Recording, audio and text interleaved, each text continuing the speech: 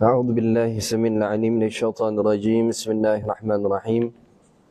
الفاتحة إلى حضرة النبي سيدنا محمد صلى الله عليه وسلم وإلى روح آبائنا وأمهاتنا وجدينا وجداتنا ومشائخنا، وثم الفاتحة خصوصا إلى سيد المؤلف الشيخ عبد القادر بن عبد المطلب المنديلي، أن الله يتغشهم برحمة والمغفرة. حسابكم الله. الفاتحة.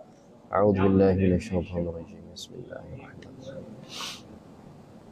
الحمد لله رب العالمين الرحمن الرحيم مالك يوم الدين.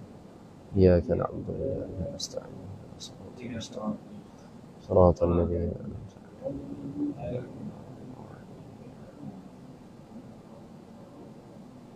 بسم الله الرحمن الرحيم. الحمد لله رب العالمين وبه نستعين على أمور الدنيا والدين، وصلى الله وسلم على سيدنا ونبينا وحبيبنا المصطفى والمجتبى سيد المرسلين وخاتم النبيين وعلى آله وصحبه أجمعين. سبحانك لا علم لنا إلا ما علمتنا إنك أنت العليم الحكيم. رب اشرح لي صدري ويسر لي أمري واحلل عقدة من لساني يفقهوا قولي. رب زدنا علما وارزقنا فهما ولا حول ولا قوة إلا بالله العلي العظيم.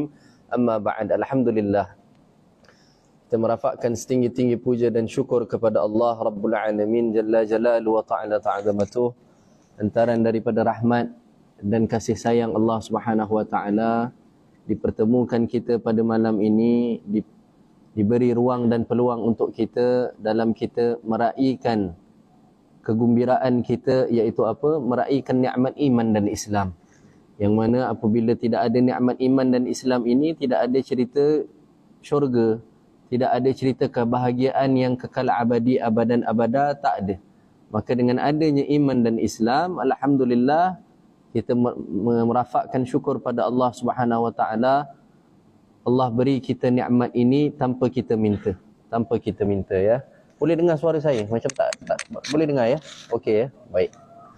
Apa kita bilang tadi, alhamdulillah malam ini kita dipertemukan. Saya dipanggil oleh AJK sini, Abang Sofian. Mana orangnya? Tak ada ya? Hari ini tak datang. Untuk kita sama-sama belajar bab tasawuf ya. Bab tasawuf di sini, insya-Allah nanti kitabnya saya akan sebutkanlah kitab apa ya. Baik, sebelum itu orang Melayu kita bilang tak kenal maka tak cinta, maka sedikitlah perkenalan diri. Dan saya pun sebetulnya pertama kali datang masjid ini. Tadi nak datang, Abang Sofian bilang masjid Jamik Kampung Seri Gading. Kita pun ingat, tahulah agaknya. Masuk-masuk, kau tak jumpa-jumpa masjidnya. Surau adalah. Sekali saya dah masuk, ni macam dah hujung kampung. Berhenti depan rumah sana tu, tanya. Dia kata, depan lagi. Sampai sini. Alhamdulillah, sampai juga. Baik, nama saya Abdul Hadi, Muhammad Abdul Hadi bin Azam. Umur 32 tahun. Menetap di Taman Universiti Parit Raja, Batu Pahat. Saya atuk daripada sebelah mak, naib qadi Batu Pahat sini, tapi dah pencen lah. Dah pencen. Mungkin ayah-ayah haji yang tua-tua mungkin kenal. Imam Ihsan, Ustaz Ihsan Simuk, Parit Baring, Parit Raja tu atuk saya sebelah mak. sebelah bapa, atuk saya sebelah bapa, Mufti Johor yang ke-9, Datuk Haji Ahmad bin Awang. Itu atuk saya sebelah bapa. Dulu saya kecil membesar di Johor Bahru. Tapi mak memang orang Batu Pahat. Jadi besar di Johor Bahru sehingga umur 17 ke 18 baru pindah Batu Pahat sini. Kemudian setelah itu saya terus belajar di pondok lah. Pondok saya di Sabak Bernam sana. Almarhum Ustaz Hasan Syazili guru saya. Orang Jawa juga, Jawa Selangor. Kiai Ustaz Haji Hasan Syazili namanya, almarhum, dah meninggal lah.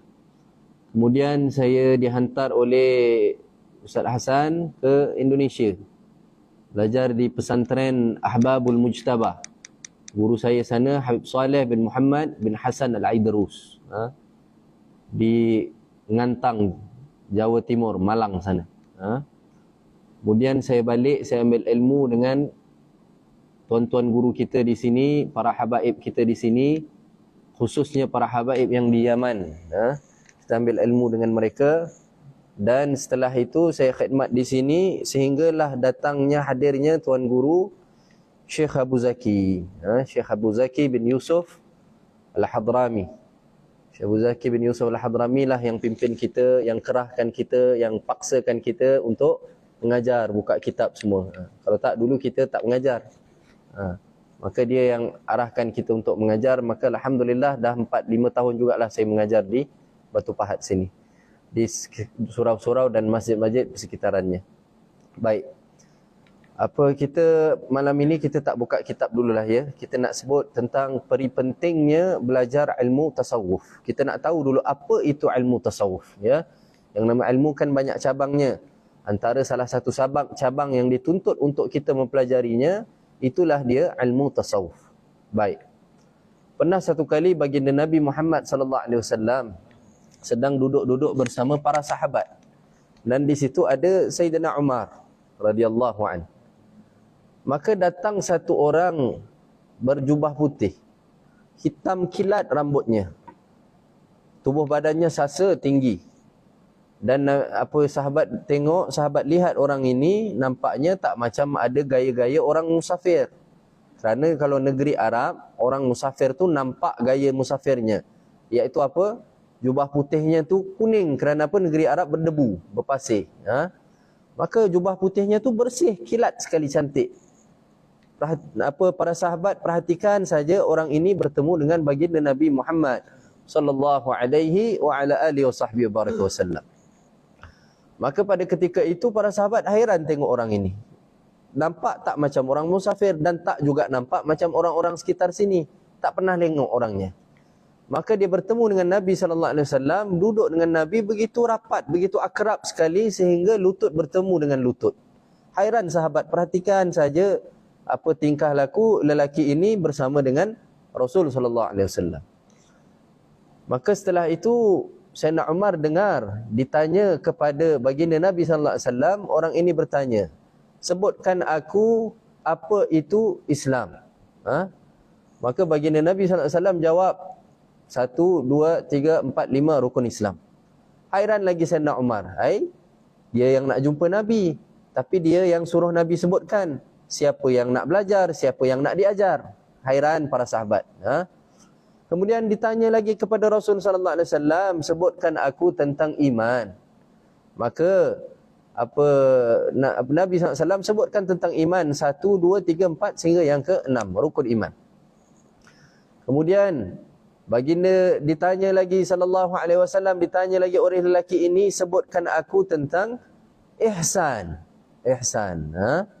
Maka setelah selesai semuanya itu, Sayyidina Umar tampil menghadap kepada baginda Nabi sallallahu alaihi wasallam dan bertanya kepada Nabi, "Ya Rasulullah, siapakah gerangan orang yang tersebut itu tadi? Apa ceritanya?" Maka baginda Nabi sallallahu alaihi wasallam mengkhabarkan kepada para sahabat, itu adalah Sayyidina Jibril, yang mana dia datang kepadaku mengkhabarkan tentang urusan agamamu. Urusan agamamu. Sebab itu kita boleh lihat di sini berlandaskan daripada hadis ini panjang ya. Berlandaskan daripada hadis yang panjang ini, para alim ulama menyebutkan sebetulnya rukun agama Islam kita itu bukan 3, 4 ya. 4 ya. Yang pertama rukun iman, rukun Islam, kemudian rukun iman, kemudian yang disebutkan oleh Nabi SAW tadi tentang ihsan. Maka tasawuf masuk pada ihsan sini. Tasawuf masuk pada cabang ihsan. Dan yang keempat juga ditanyakan kepada baginda Nabi SAW setelah ditanya tentang ihsan, ditanya tentang apa dia? Ditanya tentang bilakah waktu kiamat, hari kiamat. Maka dijawab kepada Rasul SAW kepada Sayyidina Jibril, hanya Allah Nabi jawab, tidaklah yang ditanya terlebih tahu daripada yang bertanya. Kerana yang bertanya tu siapa? Sayyidina Jibril, malaikat. Maka malaikat lebih mengetahui lagi. Maka yang keempat ulama sebutkan rukun agama ada 4, yang terakhir itulah dia fikih peredaran zaman. Fikih peredaran zaman. Iaitu daripada zaman awalnya manusia diturunkan semenjak daripada zaman siapa? Abul Bashar, bapa kepada segala manusia, iaitu baginda Nabi Adam alaihissalam, sehinggalah sekarang kita ini apa ceritanya. Sebab itu kita kena tahu ya, fiqh peredaran zaman ni kita kena tahu. Walaupun tak sampai fardu ain bagi setiap manusia, tetapi dianya adalah fardu kifayah. Fardu kifayah ya. Sebab itu kita kena tahu sekarang ini kita berada di zaman bila. Waktu dah akhir ke belum? Berlandaskan daripada hadis Nabi SAW dan apa yang ulama ajarkan kepada kita. Kalau kita tak tahu fikih peredaran zaman ni, kita saja je tahu, kita relax saja. Agaknya kiamat ni mungkin 1000 tahun lagi. Agaknya tak? Orang kalau tak tahu, dia ingat sebegitu lama lagi. Bila kita sebut tentang sekarang ini sudah akhir zaman, macam-macam fitnah berlaku dan sebagainya, nanti orang yang tak belajar fikih peredaran zaman dia tak boleh terima. Ya ke? Banyak dia punya question mark dia. Tanda soal dia. Ya ke? Aku tak ada apa-apa pun, aku rasa okey. Perniagaan aku makin maju, kesihatan aku makin bagus, anak aku semua makin bagus semua. Kerana apa? Tak tahu waktu peredaran zaman. Na'udzubillah min zalik. Ini yang kita takutkan ya. Tak tahu sebab apa? Kerana kitanya hanyut sekali dengan fitnah akhir zaman. Pasal tu awak tak tahu. Pasal tu kita tak tahu. Perumpamaannya apa tahu tuan-tuan ya? Kita duduk di dalam sungai. Kalau sungai itu arusnya deras, tetapi kalau kita apungkan badan kita, kita ikut arus yang deras itu, terasa tak agak-agak derasnya? Ataupun kita duduk di dalam satu bot yang kecil lah, sampan yang kecil, kita pun layankan arus deras itu, rasa tak derasnya? Tak terasa. Kerana apa? Kerana awak atas bot. Kerana apa? Awak apungkan badan awak, maka awak pun ikut saja flow derasnya. Tak terasa. Bagaimana nak rasa derasnya? Cuba awak berdiri. Berdiri, stand still, jangan bergerak. Maka terasa tak derasnya? Terasa derasnya, terasa kuatnya arusnya. Begitu kita di akhir zaman. Maka nak tahu sekarang ini akhir zaman atau tidak, henti buat maksiat. Henti buat perkara-perkara yang dimurkai Allah Subhanahu Wa Taala. Nanti kau rasa derasnya fitnah akhir zaman. Kuatnya hasutan syaitan untuk kita ini tidak menjadi orang yang baik dan taat. Cuba lakukan. Tak tengok televisyen, boleh tak? Kalau saya tanya hari ini, semua rumah semua ada televisyen. Ya tidak? Tak kira ustaz ke tak ustaz ke, semua ada televisyen juga. Tak nak tengok televisyen kan perkara tak bagus ya. Situ ada aurat perempuan, situ ada muzik berkumandang, situ ada alat muzik yang diharamkan, situ ada bidu wanita menyanyi, berjoget, kita tengok saja. Haram tu semuanya, haram. Maka cuba kita tak nak buat. Tengok nanti dia punya menggeletar, tangannya nak tekan aja remote-nya tu. Pasal dah terbiasa hari-hari tengok kan. Dah terbiasa hari-hari tengok, maka dia punya menggeletar, rasa macam, tak bolehnya, beratnya, susahnya nak tinggalkan. Itu baru televisyen. Apatah lagi perkara-perkara yang lain. Maka nak rasa deras fitnahnya akhir zaman, nak tahu yang sekarang ini sudah akhir zaman, henti buat maksiat. Tengok nanti macam mana derasnya, kuatnya syaitan punya kacau, punya hasutan untuk kita halang kita menjadi orang yang baik dan taat. Begitu tuan-tuan ya. Maka tak boleh tidak yang nama Islam, yang nama mukmin mesti ada pantangnya. Kerana ini bumi ini bukan untuk kita ya. Hanya sementara saja, hanya sebagai apa kita sebutkan R&R, rawat dan rehat. Umpamalah kita nak ke Kuala Lumpur. Tujuan kita, destinasi kita Kuala Lumpur. Maka sampai di Pagoh ada R&R. Itulah tempat kita nak berhenti sekejap untuk apa? Makan minum ke, semahyang sekejap, rehat, mungkin baring di surau, tegakkan tulang belakang sekejap, kan?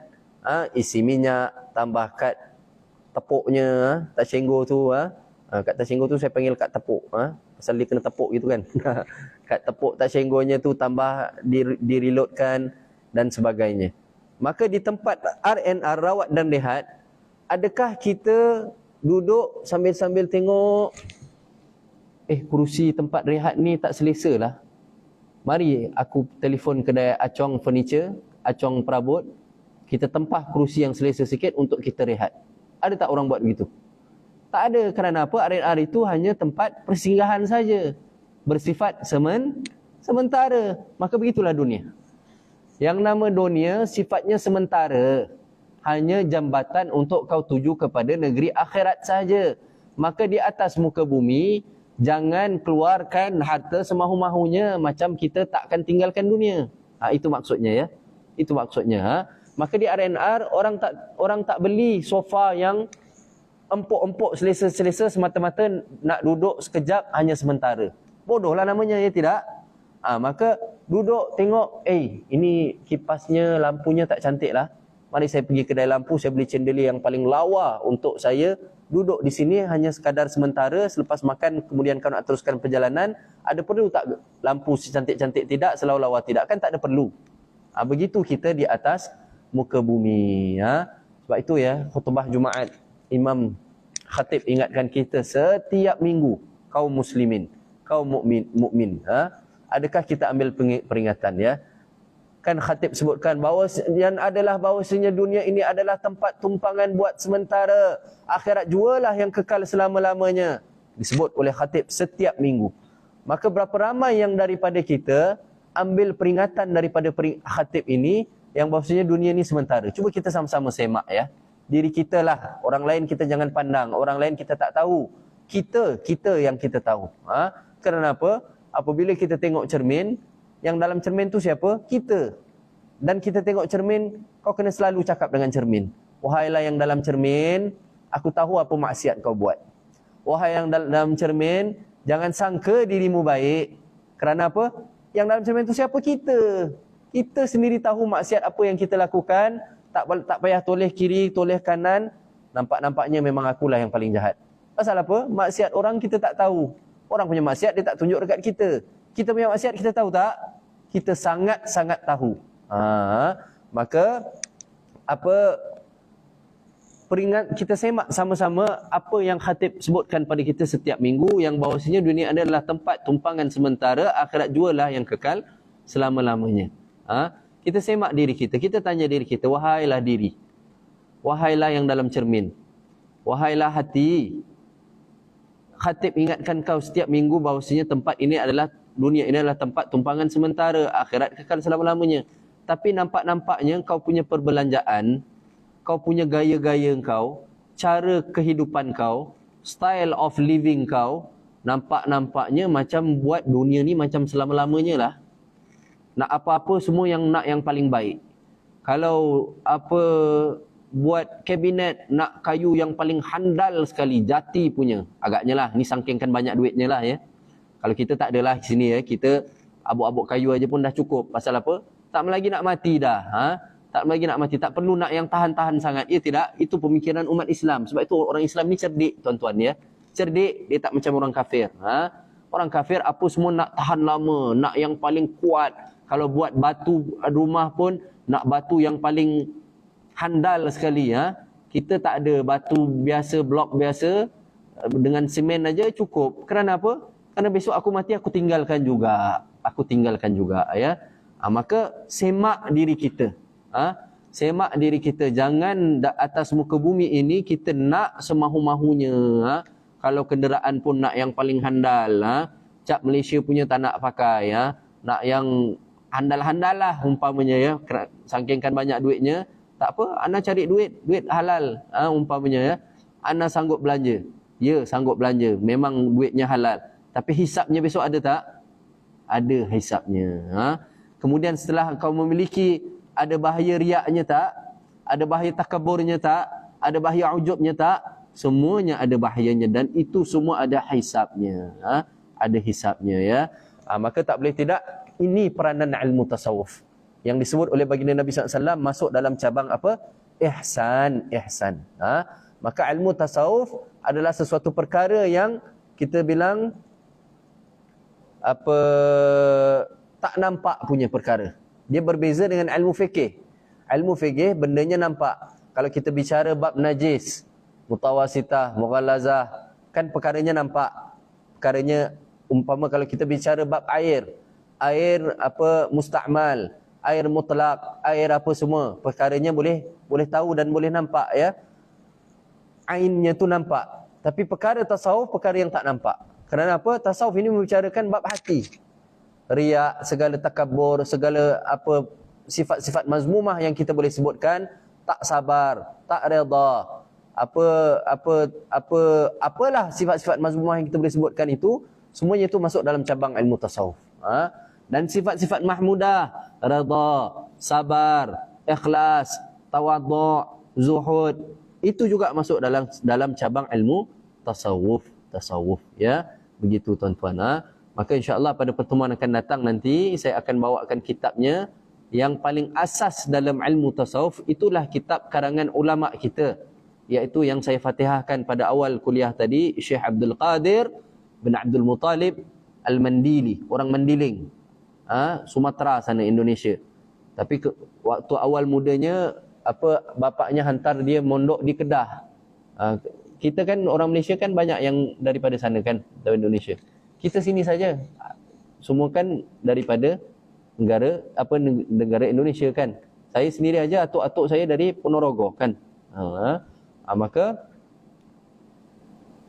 kita sebut ulama kita kerana apa? Kerana serumpun. Kerana apa? Sama-sama tanah Melayu.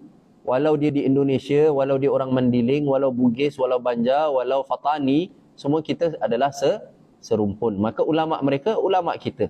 Batal bagi mereka, batal juga bagi kita. Sah bagi mereka, sah juga bagi kita. Kerana kita adalah serumpun ya.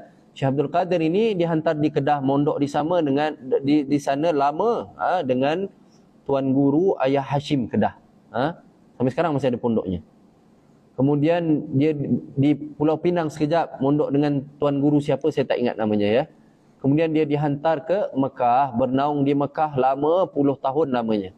Sehingga dia di sana, dia adalah ulama Melayu yang pertama mendapat tauliyah mengajar, lesen mengajar di Masjidil Haram. Dia ulama Melayu yang pertama.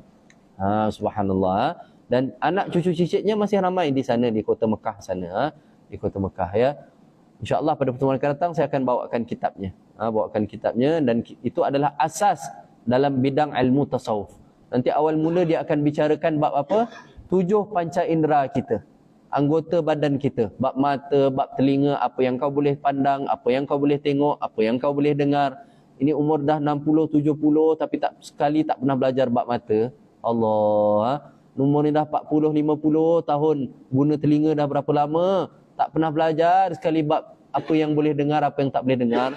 Segala alat muzik yang haram, segala umpat, segala cela semua kau dengar, pakai telinganya tu untuk perkara yang tidak manfaat, bahkan mendatangkan dosa, ya. InsyaAllah itu kita akan bicarakan pada minggu hadapan lah. Baik, sambung lagi tentang peri pentingnya ilmu tasawuf ini. Ulama sebut, belajarlah kamu ilmu tauhid. Ilmu tauhid ini apa? Ilmu mengenal Tuhan. Sekadarnya ataupun secukupnya lah. Kenapa? Imam Ghazali rahimahullahu ta'ala menyebutkan di dalam kitabnya, barang siapa yang belajar ilmu tauhid melebih-lebih, mendalam-dalam,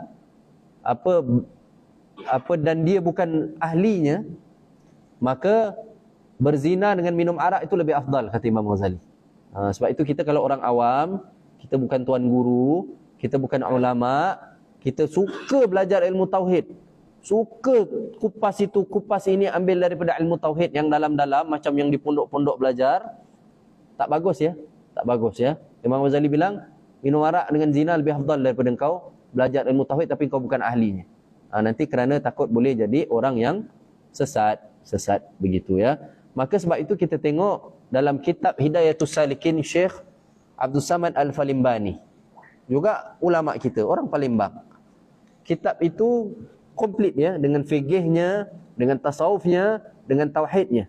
Tetapi pelajaran tauhidnya hanya berapa lembar sahaja. Cukup hanya sekadar kita tahu sifat 20, Allah wujud, qidam, baqa, mukhalafatul lil hawadis, apa yang kita belajar itu, walaupun tak tahu syarahnya sekalipun, tetapi kita tahu yang bahawasanya Allah ini wujud dan dia esa, ahad, satu, dan dia mukhalafatul lil hawadis, bersalahan dengan sesuatu yang baru, dan dia tidak menyerupai mana-mana makhluk, dan dia tidak ada bertempat.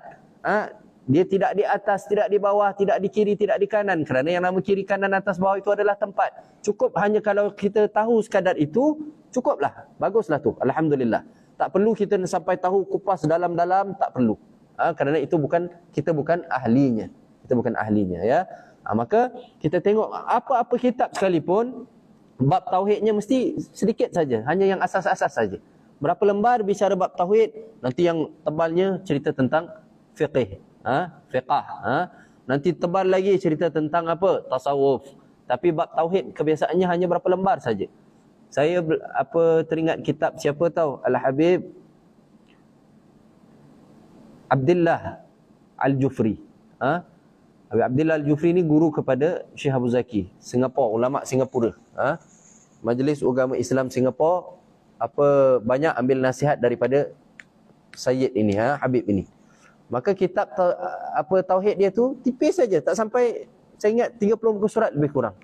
Hanya sekadar untuk kita tahu yang bahawasanya Allah Subhanahu Wa Taala ini bagaimana. Itu. Maka tak boleh tak kenal Allah ya. Besok kalau kita tak tahu, tak kenal Allah, tak belajar ilmu tauhid, besok Dajjal datang kau keliru nanti. Kerana Dajjal datang dia mengaku sebagai siapa? Tuhan.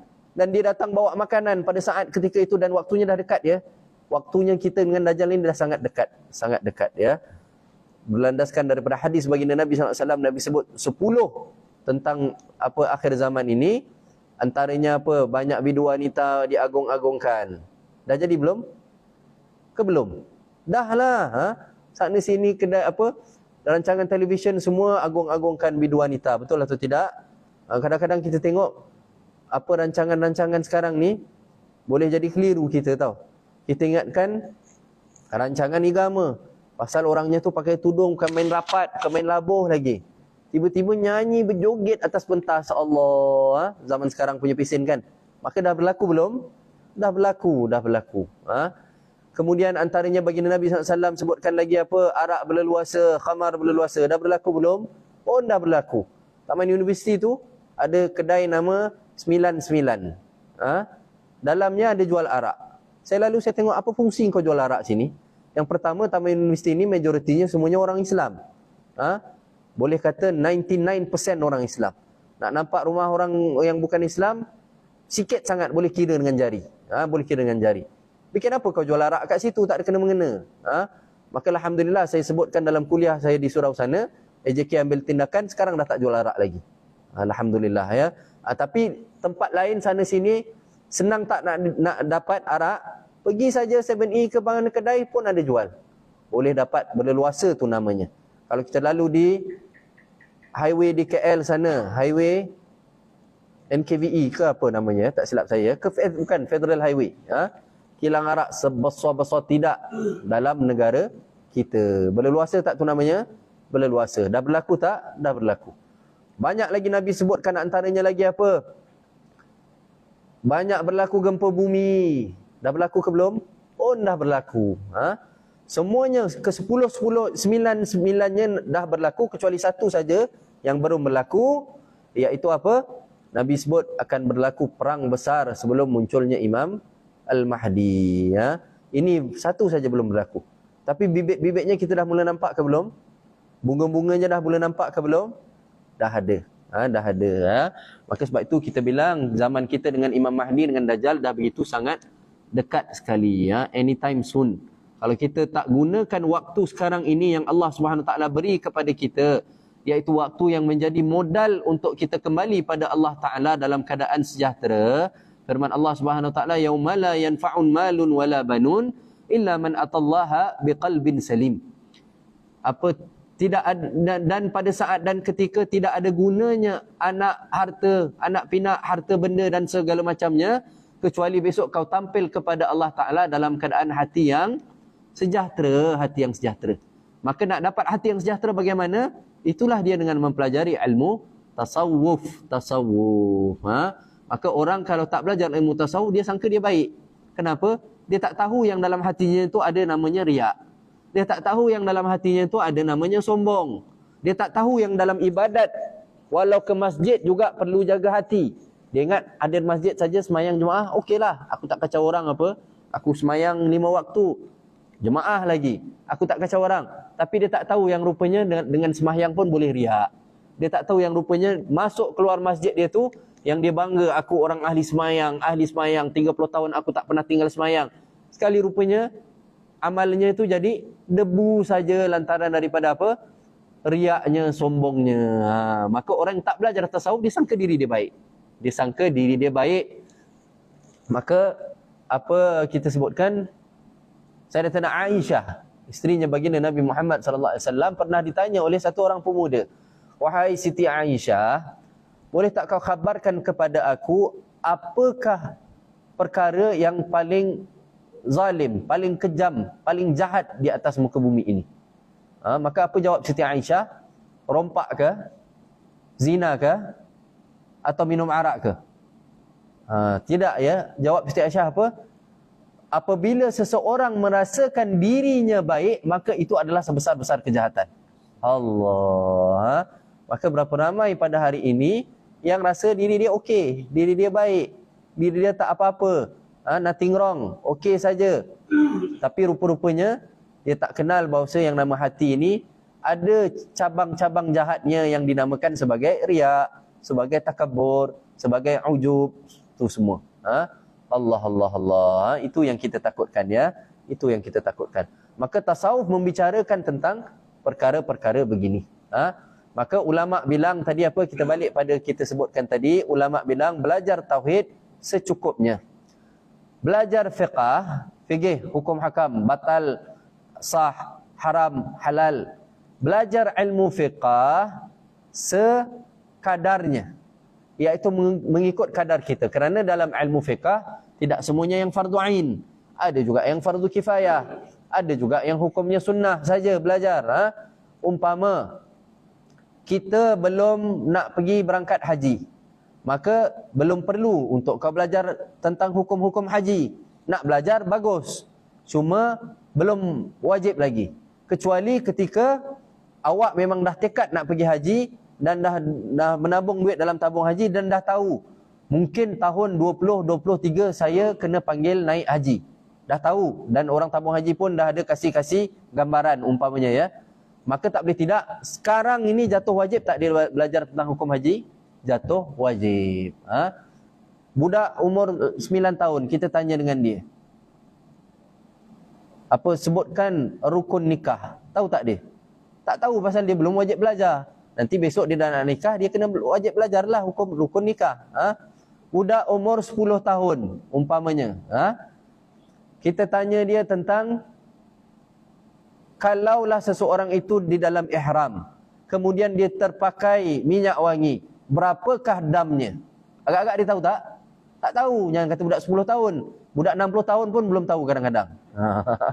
Pun belum tahu kadang-kadang ya. Begitu ya.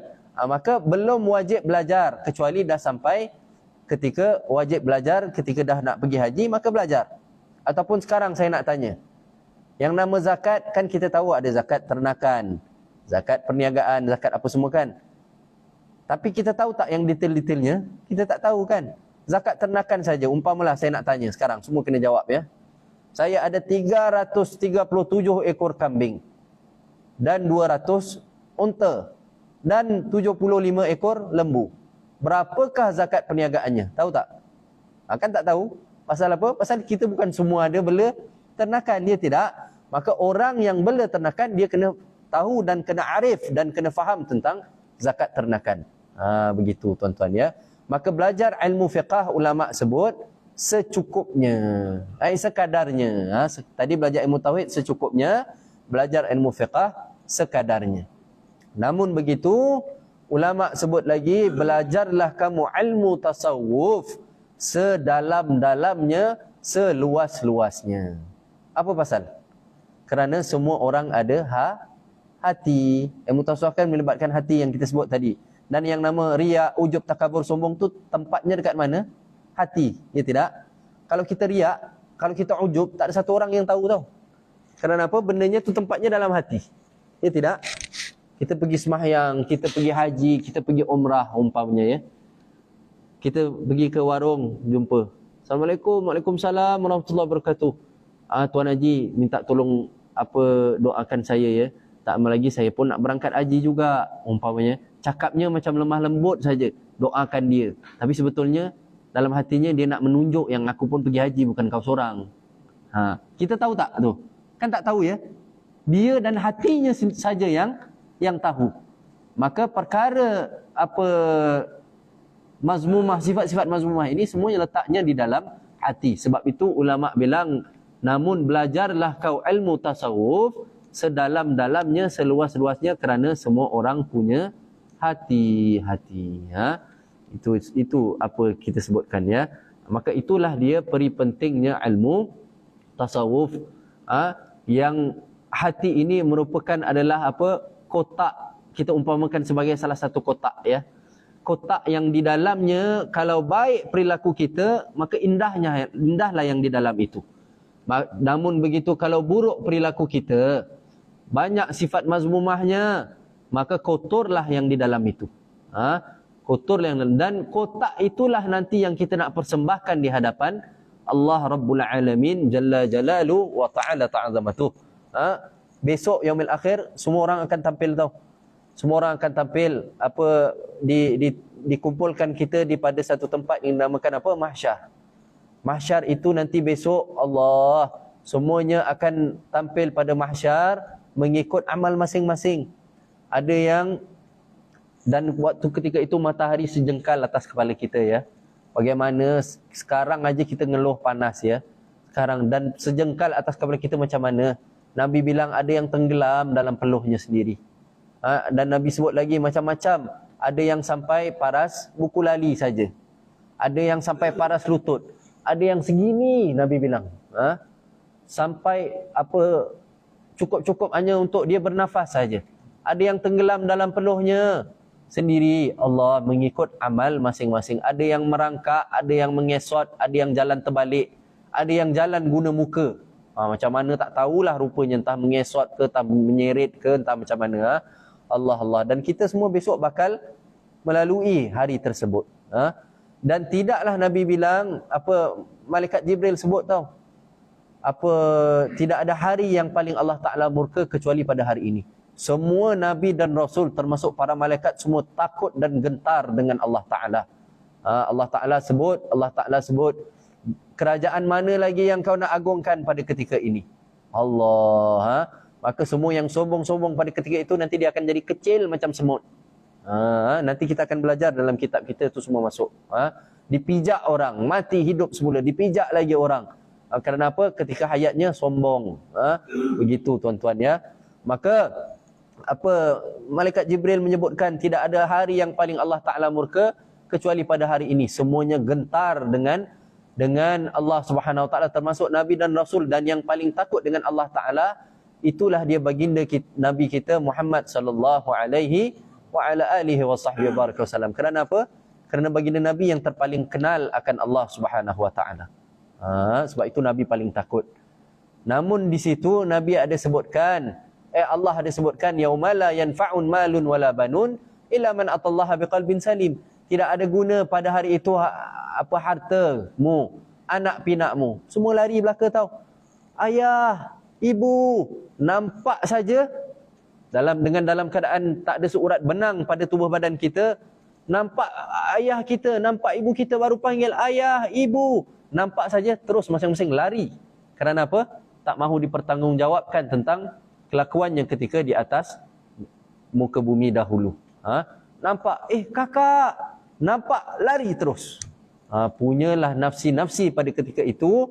Namun ada yang selamat. Itulah yang disebutkan oleh Allah Ta'ala, yang tampil besok dalam keadaan biqalbin salim, iaitu dengan hati yang sejahtera, hati yang bahagia. Nak dapatkan hati yang sebegitu bagaimana?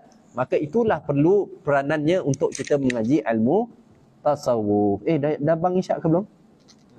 8? Lagi 3 minit ya. Baik, nanti sudah bang signal. Itulah dia peranan ilmu tasawuf. Kerana apa? Besok semua tampil nafsi-nafsi belaka, diriku, dirimu. Puluhan ribu tahun kita mencari syafaat untuk diri kita. Daripada satu Nabi kepada satu Nabi kita jumpa. Nabi Adam kata nafsi-nafsi. Nabi Ibrahim kata nafsi-nafsi. Nabi Nuh kata nafsi-nafsi. Semuanya diriku, dirimu. Sehinggalah nanti puluhan ribu tahun apa kita mencari itu, sehinggalah kita berjumpa dengan Nabi kita sallallahu alaihi wasallam, dan kita bilang, ya Rasulullah isfa' lana, syafaatkan kami ya Rasulullah. Maka apa jawab Nabi? Dah tak ada nafsi-nafsi. Nabi terus jawab, ana laha. Memang aku untuk syafaat itu, memang aku untuk syafaat itu. Maka kalau di atas muka bumi ini ruang dan peluang yang kita dapat, alhamdulillah, kita kena syukur pada Allah Ta'ala ya. Ni pada saat ketika ini tuan-tuan duduk dalam ruangan masjid yang berkat ini. Masjid ni dah berapa tahun Tuan Haji? 45 tahun ya. Tahun 65. Puluhan tahun ya, puluhan tahun. Pastilah ada keberkatannya. Barang dia ingat tuan-tuan, yang nama keberkatan, yang nama barakah ni ada pada 3 tempat.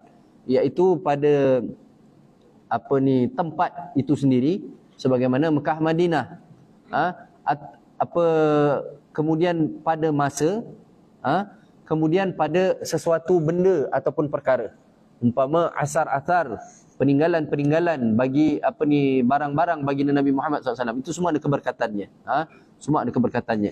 Maka berkat pada tempat. Ni yang tuan-tuan dapat duduk sini ni semuanya kerana apa? Takdir Allah Subhanahu Wa Taala. Sikit bukan kerana kita.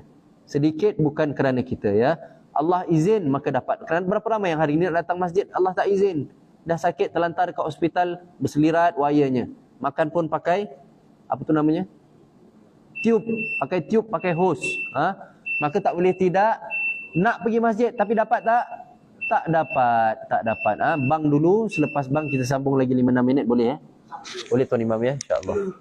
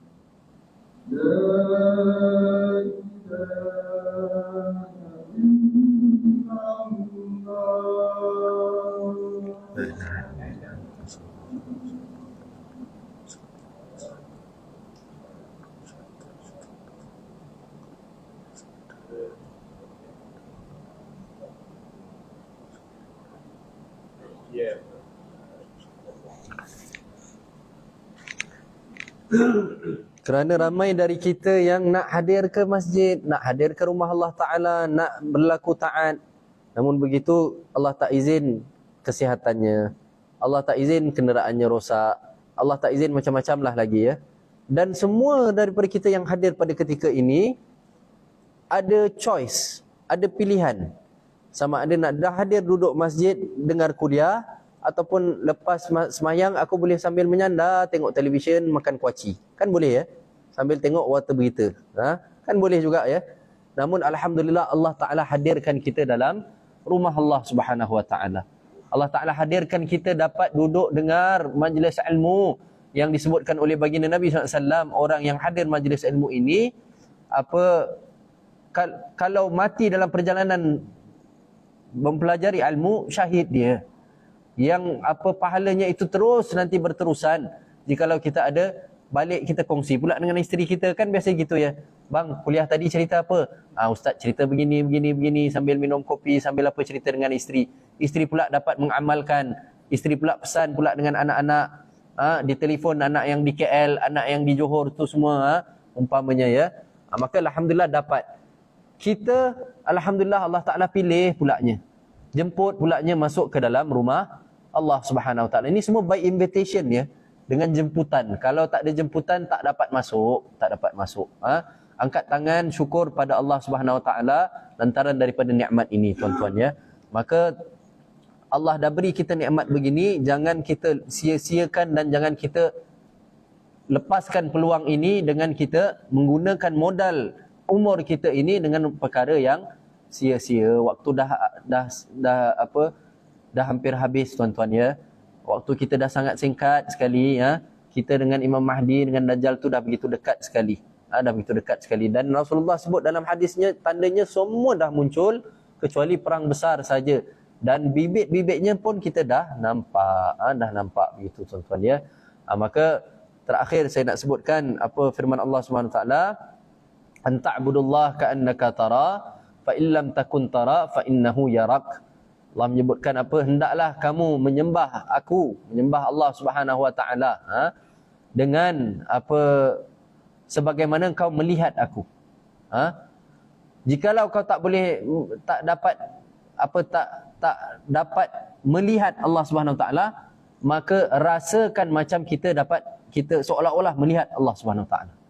Begitu ya. Itulah termasuk juga daripada cabang ilmu tasawuf ya. Maka nak rasakan yang kita dapat lihat Allah Ta'ala tu bagaimana? Setengah-setengah alim ulama sebagaimana Al-Imam Abu Hanifah boleh nampak Allah Ta'ala tau. Boleh mimpi jumpa dengan Allah. Imam Abu Hanifah siapa? Imam Hanafi, mazhab Hanafi. Kan ada riwayat dia mimpi bercakap dengan Allah Subhanahu Ta'ala. Boleh jumpa. Itu dah lain level lah, lain maqam, lain kedudukan, lain darjat ya. Tapi yang dimaksudkan ini kita dapat merasakan ketika kita sembahyang angkat takbir itu Allahu Akbar. Yang kita sembahyang itu bukan hanya perbuatannya tunggang-tunggik itu sahaja. Namun kita tahu yang Allah Ta'ala sedang melihat kita sekarang ini. Namun kita tahu yang kita sedang baca Al-Fatihah, Bismillahirrahmanirrahim, Alhamdulillahirabbil alamin. Kita sedang bicara dengan Allah Subhanahu Wa Ta'ala, dengan Rabb kita. Yang kita sami Allahu liman hamidah, Rabbana lakal hamd, terus bicara dengan Rabb kita. Subhana rabbil azimi, pengharapan kita. Semuanya itu bukan hanya sembahyang istilahnya apa kita nak bilang ya, semahyang tok gitu ajalah kata orang Jawa kita lah. Tak ada, hatinya kosong. Hatinya ingat spok rim kereta aku ni nak pakai yang 16 ke 17 cantik ya. Oh itu paling tak guna sekali. Paling tak guna sekali. Allah. Ha? Maka itu semua nanti insya-Allah kita akan belajar dalam ilmu tasawuf. Ha? Jadi kita jumpa di masjid sini insya-Allah sebulan sekali ya. Nanti saya akan bincangkan dengan siapa tadi? Abang Sufyan. Abang Sufyan AJK sini kan? Betul kan? Ha?